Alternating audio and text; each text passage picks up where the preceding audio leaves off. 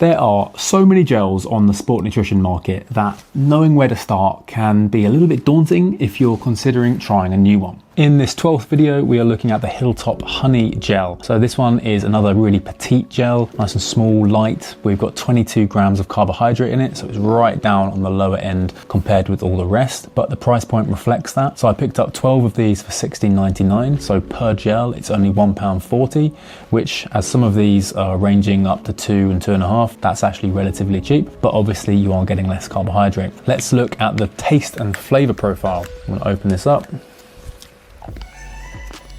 Really got to squeeze it. That's because I made a small hole there, but it's quite thick. I was actually expecting it to be sweeter. The honey's a lot more mellow and a lot thicker than I thought it would be. It's not like a runny honey. I mean, it's obviously not a set honey either. It's somewhere in between, but you do have to squeeze it a bit if you have, like me, made only a small hole. If you've tasted honey before, that's pretty much what this tastes like. I'm not going to go into too much detail of all the flavor notes. Simple honey, it's very clean label. You've got honey, coconut water powder and salt, so just quite natural ingredients there. Let's have a look at the texture. So I mentioned here that it was firmer than I thought, so it's not spreading out a huge amount there. Obviously very sticky because it's honey. The main texture that you're getting from this is a sticky, so I'm giving that a 7 out of 10, keeping the wetness at a 2 and the gloopiness at a 2 because it's not very wet or gloopy. It's not dissolving, it's just honey. In terms of its sweetness profile though, let's have a look. Let me explain. So I was expecting this to be a lot sweeter than it actually was, so I'm only giving it a max sweetness out of a 5 out of 10. So when you compare this to some of the others, not actually that sweet. Didn't really hit you immediately, although it was fairly quick. So I would say it's peaking about here, and it rather came up and then sort of stayed.